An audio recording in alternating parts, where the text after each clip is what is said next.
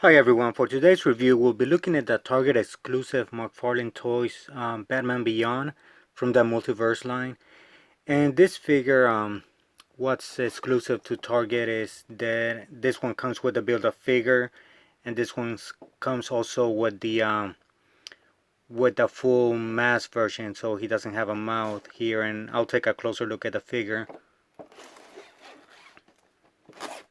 But pretty much comes with a standard Mcfarlane figure, and it also all the other build-a-figure parts and other figures that are going to come in the line. I think most of them have been shown by now.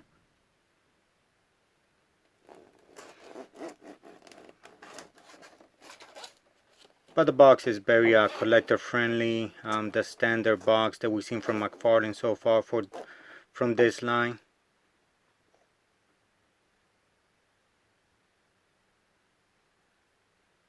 So let's take the figure out of the packaging, and so we can take a look at the articulation and everything else. So here's a closer look at the figure out of the packaging. It does come with a standard, the display stand and a trading card if you are into that.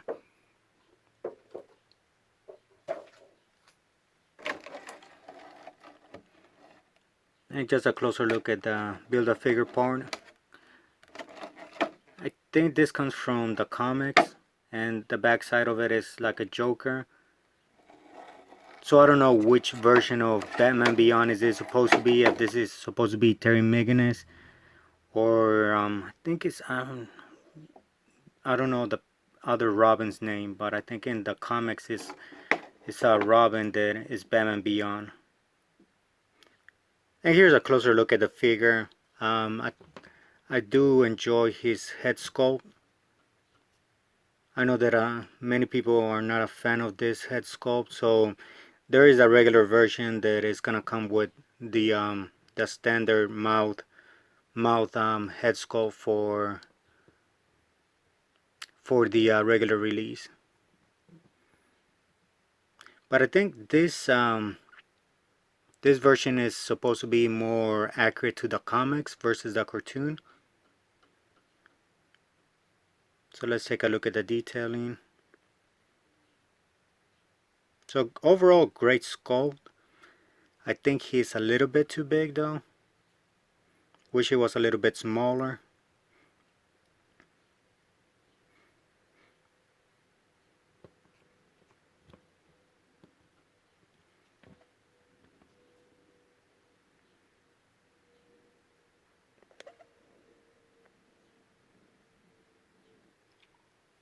So let's take a look at the articulation that he comes with. So the standard, peg ball and socket for the neck and head articulation. So pretty good range of motion. He does have a butterfly joint, but it's not much range of motion there. Ball and socket shoulder. Double elbow articulation. Wrist articulation.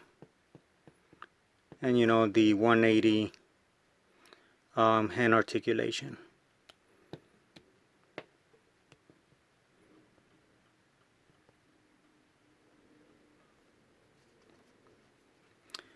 So he does have the up crunch articulation.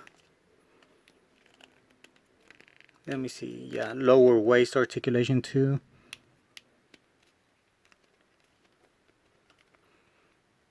So this is the hip articulation, sort of like the figure arts articulation too, which I think on this figure Mcfarlane did a great job there.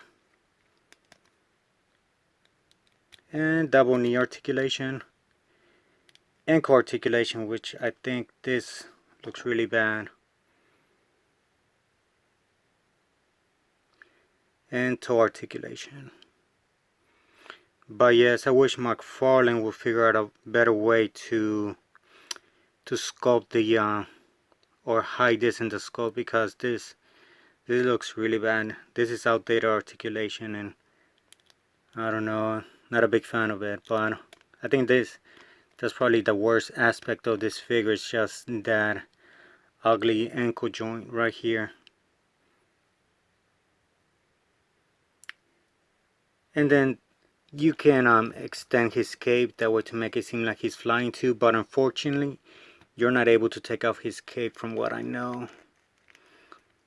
So you know what that means. Mcfarlane is releasing one without its wings, so I mean, not cape, sorry.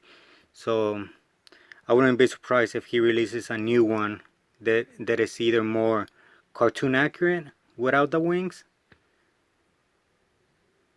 So you know how Mcfarlane is rolling right now, is releasing like a variant of each figure. But let's switch out his hands and see how easy it is. So far, not everything fits well, and you're able to take everything easily. So that's always a plus, because if you have other figures, sometimes you break the joint there and you're out of luck. But then you can attach his batarang there.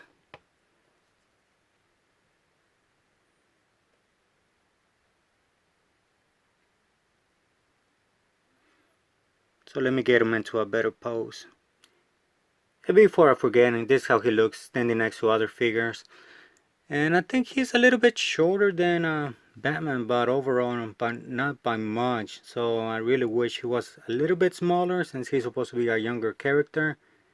So I can see that at least Mcfarlane used a different body build on this. So I just wish, he had better scaling when it came to figures. So hopefully he is paying attention to that by now. It's been one of my criticisms on all the reviews that I've done for DC Mcfarlane figures. So overall, I think this is a solid figure. I'll probably give it an 8 out of 10. I think there's a few things that Mcfarlane needs to work on, especially hiding the articulation better, and either stopping with all the different variants of what each figure. It seems like you have to buy 3 different figures sometimes for a different accessories, such as a different head sculpt. So that is really getting irritating too. And I know that this figure was sometimes hard to order on Target, especially myself too. I forgot to order it on the first release of the pre-order, and then I was lucky then that I saw it online one day, and I had to pick it up from the store. So I wish they will make that easier if he's gonna continue making store exclusives, to make it easier for the fans to access the figure, especially now that plenty of people have options to order online and everything like that. So I don't know why it's still so difficult to do that. But let me know your thoughts on the figure, if you're gonna get it, and once again, thank you for watching my review, and let me know if you have any questions.